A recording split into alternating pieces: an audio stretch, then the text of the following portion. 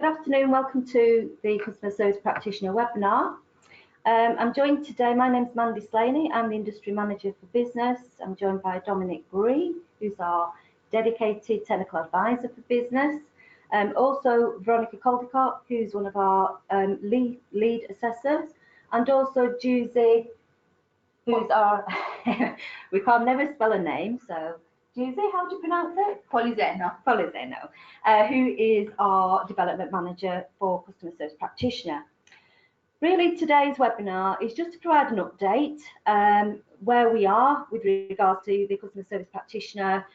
We've had several hundred endpoint assessments now completed for Customer Service Practitioner, so we wanted to share some of that with you and look at areas we'd like to provide more guidance. Really highlight some of the areas that we're seeing as good practice, some weak areas, and also some, strong areas, and really just provide that ongoing support. So Dominic is really going to lead the session and provide you an update and direct you to where everything is.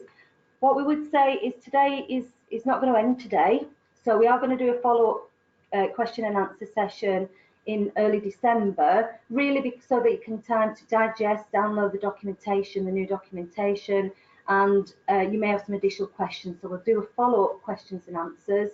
There'll also be contact that you can actually email questions to after, and we will do a Q&A after the session today. And then obviously additional webinars ongoing and network events, which Dominic will talk to you about. So I'll pass over to Dominic. Thanks, Mandy. Thanks very much. Afternoon, everybody. Okay, so what we're going to do first of all is look at the present assessment methods to do with the Customer Service Practitioner Standard. We're then going to look at the revised assessment methods. So just to clarify then, what we've got at the moment is a showcase portfolio, a portfolio of evidence of work which is compiled during that apprenticeship, which demonstrates the required knowledge, skills and behaviours linked to the standard. The apprentice is selecting appropriate evidence from their portfolio during on programme, and they're going to demonstrate the minimum requirements of that standard presented as a showcase portfolio. Currently we've also got a practical observation where the apprentice is observed for a minimum of an hour, and during the observation they're carrying out their normal duties day to day. The key here is to say that the apprentice really needs to be observed on a day and time, at the time of day really, which gives them the best opportunity to demonstrate those required knowledge, skills and behaviours. It's really important therefore then that whoever is making that booking books the apprentice in for the observation at the correct time. We want to try and bear with me a minute. Sorry about that. We want to try and the apprentice the best possible opportunity really to draw down that evidence which will match across to those standards appropriately. I thought that might happen. I forgot you did as well.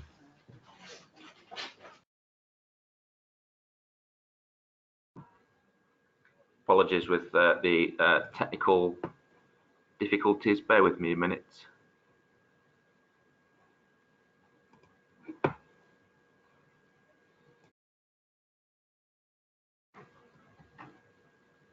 Okay, so moving on to the professional discussion, the assessment method is a maximum of 60 minutes and should be conducted in an appropriate place where the apprentice and pupil will not be disturbed.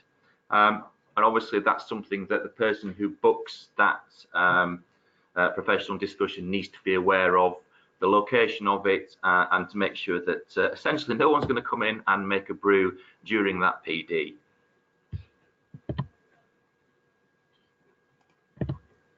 So let's now look at the changes in more detail that we're recommending, why the change has been implemented, and of course what this means for you as a provider or employer for your apprentices.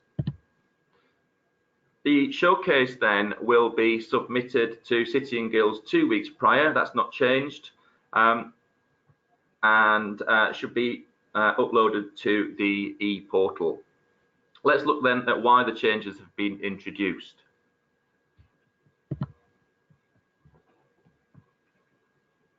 We've since seen quite high volumes of EPAs in the hundreds, like Mandy mentioned previously, and we've seen really the best results from this new style of format. We feel an apprentice is likely really to find the writing of a report or perhaps making a presentation slightly easier or more beneficial and appealing to them. They may also find that they're more likely in their daily work to, say, write a report or create a PowerPoint themselves rather than actually producing a showcase portfolio. So the new recommendations then would allow them to communicate their examples that they've gathered across and explain why they've done something and actually what it meant. And it should really allow clearer guidance on what we'd expect to see within the portfolio for the centres. It should really eliminate too little or too much evidence in some instances being submitted, and hopefully improve the quality of that evidence. So the interview then has been introduced to allow any gaps in that showcase to be addressed and to perhaps confirm competence. It's for the apprentice to add depth really and enrich the evidence presented in their showcase. The interview itself will focus purely on the showcase, whereas previously the professional discussion incorporated this area. It's nothing new, therefore. It's simply just clearer for the learner that we are now separating it. It also means that the professional discussion will focus on the mandatory criteria outlined in the occupational brief. It gives the apprentice more time really to demonstrate the knowledge and behaviours required within that assessment. We must say that if the apprentice still wishes to use the old showcase portfolio method, it will still be accepted, but an interview will still take place around that old showcase method. However, we obviously strongly recommend that following the new format would hopefully give the best results for that learner. Please remember to mention as well to the apprentice that they may take in a hard copy or a digital copy of their portfolio into the interview with them, not the PD, the interview. But obviously it must be the same content as what was submitted to the e-portal prior to the endpoint assessment taking place. Just to point out as well that it also can act as a comfort blanket for the learner, a bit of a support mechanism. They've got something in front of them there that they can relate to. And also to mention that the IEPA won't necessarily, the independent endpoint assessor, also known as an IEPA, won't remind them to bring the showcase portfolio in with them on the day. It's purely optional, really. Okay, let's now look at, sorry, just before we move on, the apprentice also can only bring in the portfolio that they've created and submitted. They can't supplement it with any additional notes at all. Okay, so let's now move on to looking at the two methods in which the showcase can be presented in more detail.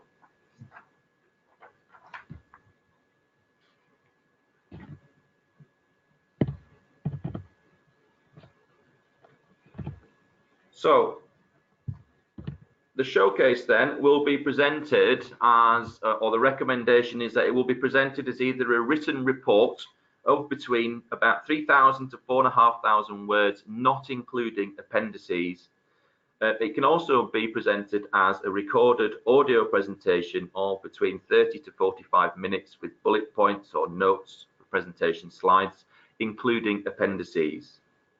So the apprentice will be interviewed by the independent endpoint assessor and answers questions based on the evidence submitted. It's an opportunity really for the IEPA to delve deeper into the apprentice's learning and experience in order to confirm competence. That showcase then, whether or not it's the report or a PowerPoint, needs to be submitted to City and Guilds 2 weeks prior to the interview, which will take place on the same day as the practical observation and that professional discussion. Of course, unless there's any special requirements. The interview is mandatory and it will take place after the observation and prior to the professional discussion. As previously mentioned, we've got to make sure then, in order to give the learner the best possible opportunity, that obviously it takes place in a suitably controlled environment throughout the duration of the assessment activity. For instance, a quiet room where no one's going to be disturbed and free from distraction. So the showcase interview itself will last between 15 and a maximum of 30 minutes, and the professional discussion will last a maximum of 60 minutes.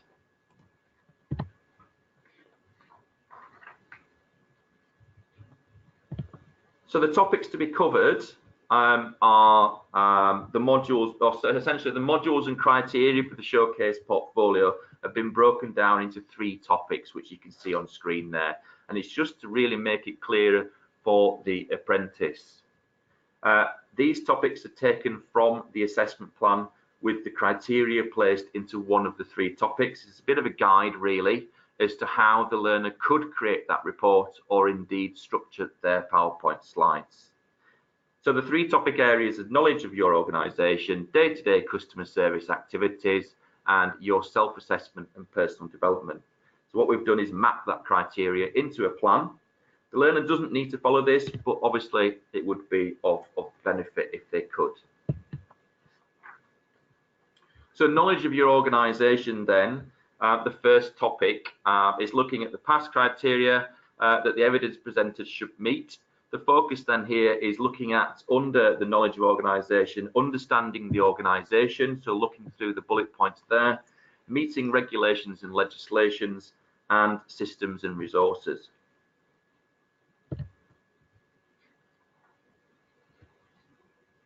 The second topic is day-to-day customer service activities, and it'll focus on essentially what you can see there, the product and service knowledge, influencing skills, and how they deal with customer conflict and challenge. As you can see, some areas of the standard is relevant to more than one topic area. Where this is the case, we've listed the criteria under both applicable topics. Also around the day-to-day customer service activities, our team working, personal organisation, and again you can see systems and resources has been put in there again.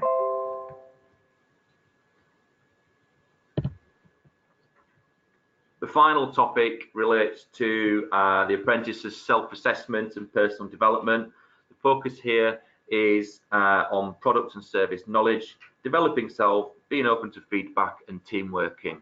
Remembering that this is just a guide, but it does provide a clear structure really on how the learner can develop that report and or PowerPoint slide deck.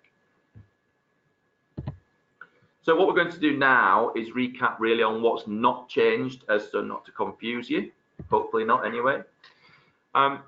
There's no change to the practical observation at all. It'll still be pre-planned. It's still scheduled to take place when the apprentice is in their normal place of work. It'll be carried out by the IEPA. What we need to ensure then on the day is that the apprentice has photographic ID. Like I mentioned previously, I can't stress this enough really, is observed at a time of day when they're going to be the most busiest. I know the employers won't necessarily appreciate this, but it would give the learner the best opportunity of drawing down the evidence if they are extremely busy. It's essentially about the learner being observed carrying out tasks in order to meet the criteria in the assessment plan.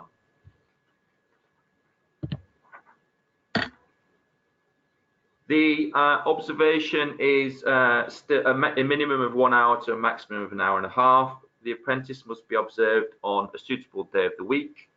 And we need to cover the following areas. So presentation, equality, interpersonal skills, and communication. And of course, right first time will also be observed as much as possible.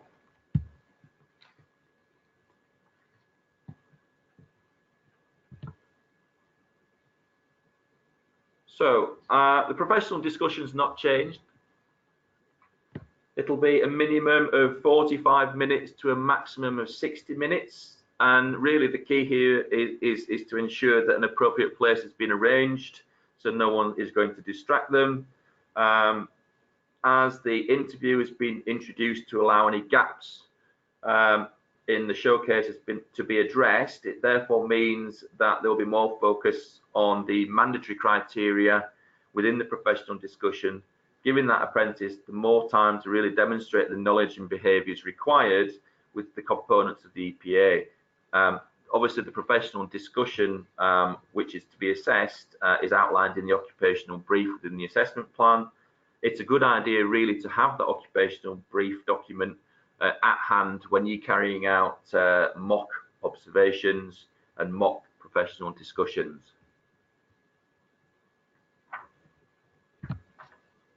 So what else do we need to know? Well, this recommended method of showcasing evidence will be introduced from December 1st, 2019. If you have apprentices already registered for their EPA, they can complete either method of the assessment. For example, the showcase portfolio as it stands with an interview in the form of a report, or the PowerPoint slide deck with audio commentary, or the old method of a showcase portfolio, but just to stress that the interview will still occur regardless of the method that is used.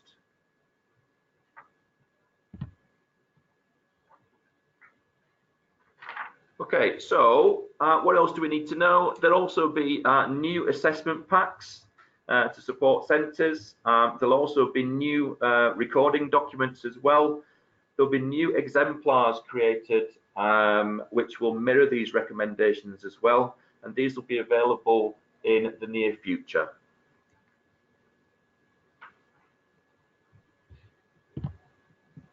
So this is a screenshot from our City and Guilds website under 9794. You can see that the revised customer EPA pack is actually available now on the City and Guilds website. Please be aware then that what we've done is split the relevant documents up. To follow the recommended guidance that we've discussed today, you will need to download and work from version 2. So version 1 will link to the old methods previously prior to today, and the new version 2 will link to the new recommendations.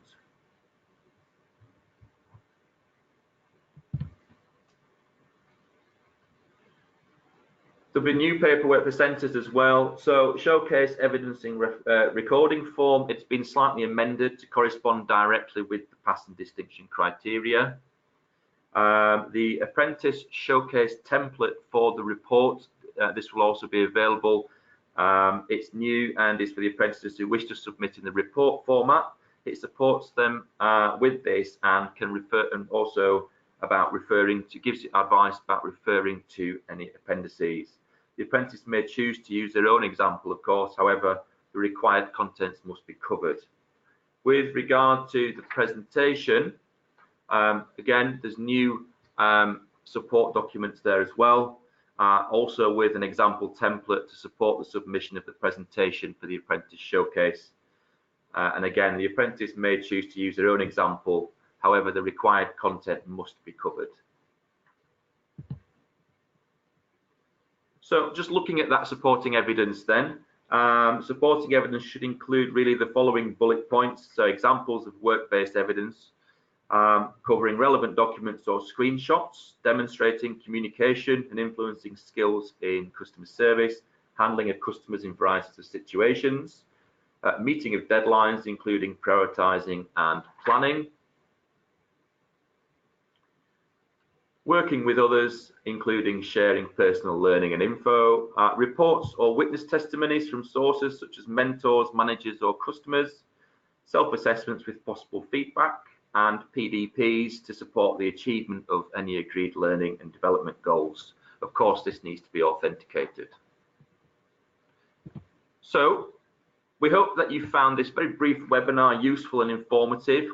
We'd very much like to hear from you now with any questions you may have about the new showcase assessment method, or indeed really any other areas of endpoint assessment for this standard. We're now going to supplement the slide deck with an opportunity for you to ask questions to one of our lead independent endpoint assessors for Customer Service Practitioner. What we're going to do now is hold a 10 to 15 minute Q&A session with Veronica, one of the leads. Please feel free now to type your questions to Veronica now using the question function on GoToWebinar. Obviously, we might not get a chance to read them all out, but if this is the case, what we'll do is we'll produce a frequently asked questions document with responses so that you can look at it at a later date. Again, it doesn't stop there. Like Mandy said, after the webinar's finished, we'll continue to collect questions. So if you do have questions after the webinar, feel free to use the email address on screen there, EPA support@cityandguilds.com. We'll also be running a follow-on question and answer webinar on the 5th of December, so please look out for that. As usual, we'll be sending out email alerts in order for you to register. And if you are not aware of how to sign up for the email alerts, if you go onto the website, at the bottom of the website page, it'll say email alerts. Literally sign up and tick the boxes you wish to receive information about. Okay, so now let's pass over to Veronica, one of our lead independent assessors for the Customer Service Practitioner, who is going to answer your questions.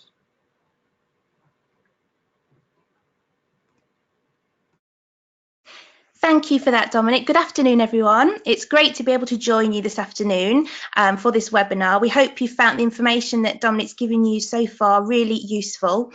As Dominic said, I'm here this afternoon to answer any of your questions that you may have, and we'll try and answer those for you.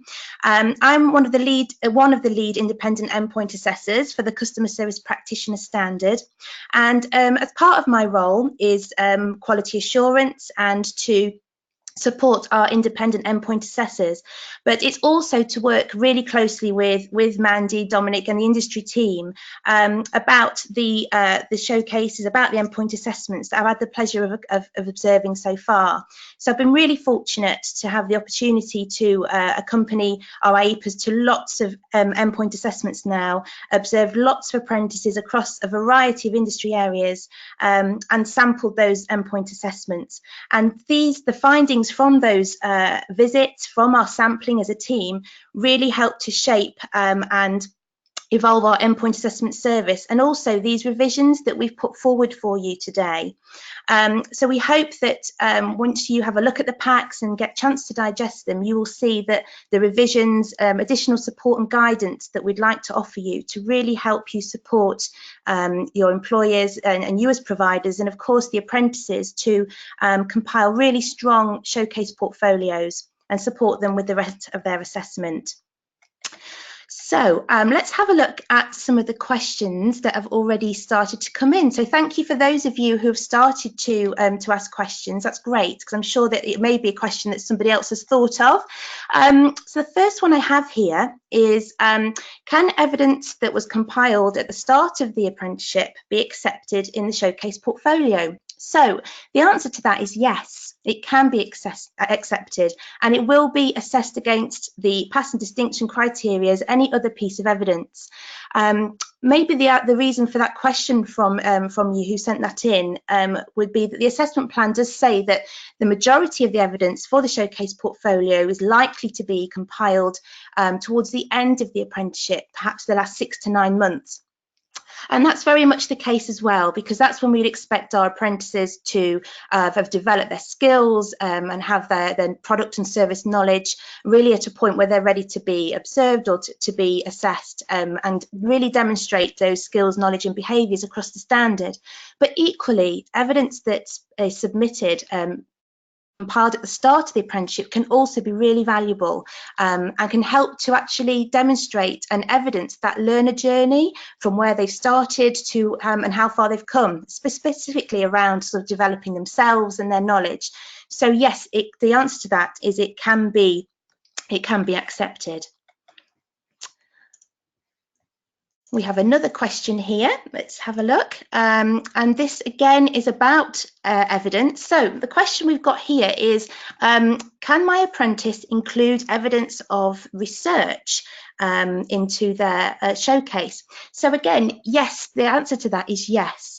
So that it's really good. That's really good practice that the apprentice is conducting wider research, reading around the subject area and putting that into their showcase. But what we would say is that it's important that if they are putting in research, external sources of information and evidence, that is referenced appropriately. And on its own is not sufficient. We also need that apprentice to demonstrate their own knowledge and understanding around that area of the standard. So it can be accepted, but please do remember to appropriately reference it and also include a demonstration of the apprentice's own knowledge and understanding around that topic area. Next question we have here. do we have to use the new proposed methods of submitting the showcase? So again, the answer is, as Dom said, it's a recommendation to you, and it's something that we've put together to help the apprentice and your sales employers structure that evidence within the showcase. So we will of course accept portfolios that come to us that aren't in those two formats, but please do take the opportunity to have a look at the revised guidance that will be available to you. There is very clear instructions in there for you as the provider or employer, but also for the apprentice, to support them to really take ownership of their own evidence. And some of the most successful showcases that we have seen have indeed been in this format, where they've produced a report, they've supplemented that with appendices to demonstrate and evidence the knowledge, skills and behaviours. It's also an opportunity for them to help to organise their evidence as well, to ensure that every area of the standard that is required to be covered by the showcase gives them the best opportunity to do that. So there are templates there that you can use for the presentation and also the report. So do have a look at those, because it's, as I say, it may be useful. It may be a method that your apprentice will particularly enjoy using or find really helpful to help to do that and steer them in the right direction. While we're on the topic of evidence, within the revised packs for the for centres that you will see on our website, there is a revised evidence guidance and also a showcase checklist. So the showcase with interview revised guidance includes the pass criteria, distinction criteria, and we also have an area on there that's suggested evidence. Now, it doesn't mean that that has to be included, but please do look at that, because we urge you to look at the criteria where perhaps it is required we have more than one example. We require competency over time to show that apprentice can carry out that skill more than on one occasion. So that is something really important to note. So please do have a look at that. So I'm just going to see if you have any more questions at the moment. Let's have a look. So we had a question here around the interview. So in what order will the assessment take place? Okay, it's a good question. So as Dom said, the apprentice will be observed. So the first part of the endpoint assessment is that observation for a minimum of an hour. And following on from that, there'll be a brief time where the independent endpoint assessor will gather their information that they need ready for the interview and the professional discussion. So following the observation, there'll be the showcase interview, which will be a maximum of 30 minutes. And then that will be followed by the professional discussion. So a little bit of a change there. There'll be very much a focused half an hour, a minimum of 15 minutes about the showcase itself and the evidence, and followed by the professional discussion, which will purely look at the mandatory criteria for the professional discussion and any follow-up questions that the IEPA may have following on from the observation. So hopefully that's answered your question there. Let's have a look if we've got anything else here. Is there guidance on the amount and types of evidence that should be included? So yes, as I said previously, the pack for centres looks at the full standard, all of the criteria that you will need to incorporate into the showcase. And we have a list there of suggested evidence types. So please do look at those, particularly those areas, like I said, that need competency over time, and also where we require specific evidence to demonstrate personal development, for instance. So to be mindful of that. See if we've got another question from anybody. Veronica, can I just interrupt? We have a question from a listener regarding I have a learner taking endpoint assessment in mid-December. Will they be subject to this new recommendation? Could we possibly answer that one? Sorry, Dom, I lost you halfway there. What did you say about the first part of that question? Question regarding a learner has been booked in to take endpoint assessment in mid-December. Yeah. And the question is, will they be subject to the new recommendations? Okay, so if you've already started to compile the showcase portfolio, perhaps in its original format, then that of course will be accepted by the IEPA and will be assessed accordingly. If the endpoint assessment's been booked mid-December, then that apprentice will have a showcase interview as part of their endpoint assessment. So they will be subject to the interview, but of course that showcase, if it's already started to be formulated and it's not one of those styles that we mentioned earlier, it will of course be accepted, but they will have a showcase interview as part of their endpoint assessment. I hope that answers that question. So I've got another question here. So it's, can we get a copy of the presentation delivered today? Yes, I think the answer to that, isn't it, Dom, that we can have that uploaded to support the new packs and the FAQs. It is. It won't be uploaded today. We need to download, obviously, the slide deck and the questions, so it will be in the near future. But yes, anybody who's registered today will be able to get a copy of what's been said. Okay, we have a question here about EPA timings. So is there any flexibility with the EPA timings for learners with additional learning needs, additional time, extended breaks, etc.? Okay, this is a really good question. And this is something that, so the person responsible for booking the endpoint assessment for that apprentice needs to discuss these requirements with our endpoint assessment team.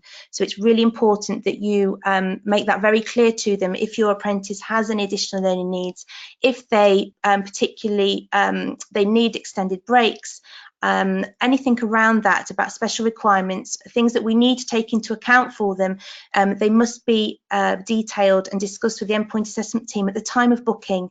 So that's to make sure that that's communicated to the IEPA who is allocated to that booking, and that we can prepare for that. So really good question, and please do mention that to the team when you book that learner's endpoint assessment. Really good question.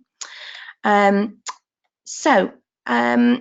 next question, if the apprentice has provided a very good showcase but are weak during the discussion, how does that affect their grade? I think it says there. So the showcase interview is, as Dom said, a chance for the IEPA to delve deeper into the evidence. It's a chance for them to add richness to what has already been submitted. So the grade for the showcase portfolio is compiled with the IEPA compiles that grade based on those two things. So the evidence submitted, along with that interview, and the results of those questions are put together for the grade. So it's the answers that they give during that showcase interview are assessed by the IEPA and then combined with the evidence that was submitted initially. So it's very much the IEPA that will make that judgment about that. The professional discussion, of course, is graded separately because it is a separate assessment. So they will make that judgment based on what the responses are.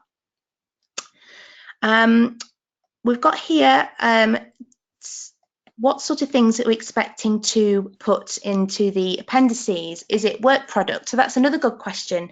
So yes, the appendices don't count towards the word count within the report and the slide deck. So yes, if they are within their report, perhaps giving us a reflective account on a particular customer challenge that they've encountered, and they have supporting evidence, so maybe communication with that customer, a witness testimony that supports the account of what happened, then yes, indeed, that's what we were looking for in the appendices. We're looking for evidence that will support what the apprentice has written or what they've recorded in their slides within their presentation. So a really good point there. We would like to see that as much as possible.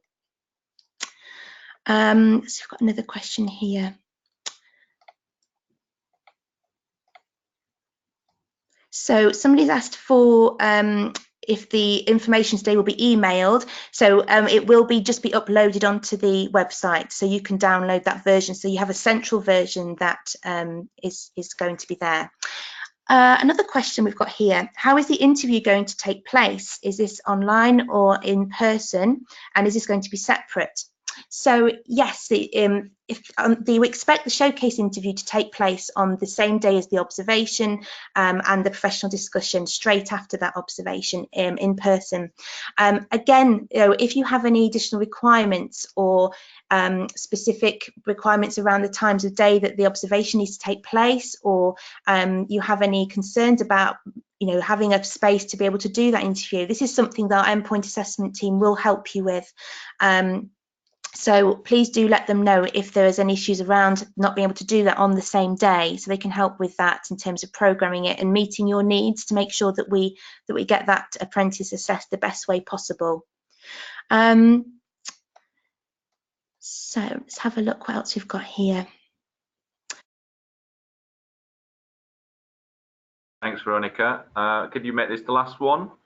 Yeah, I will do. There's so many here. I want to try and get in as many as possible. So I will answer this last question then. Thanks, Dom. So will the IEPA ask set questions around the showcase, or will they be individual to the learner? It's another really good question. So our IEPAs compile their questions based on the showcase evidence that's submitted.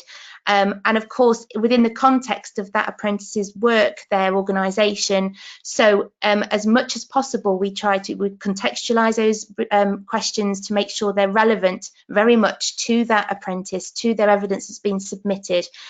So it's not so much a bank of questions. They will take into consideration what they've seen. And another really important thing just to add there before I let you go is that to make sure that your apprentices are refreshed and they have sight of their evidence that was submitted before the endpoint assessment date.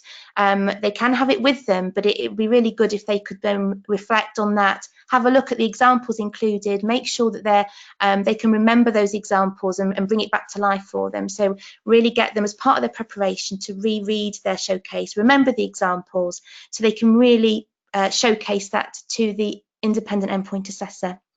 So answer all the questions. Thank you so much for your engagement and so many questions in such a short space of time. But I'll pass you back over to Dom. Thanks for joining us this afternoon, and we all look forward to working with you in the future. Thanks, Veronica, much appreciated. Just before we end the session, just to point out then that I will be hosting a number of events up and down the country over the next few months.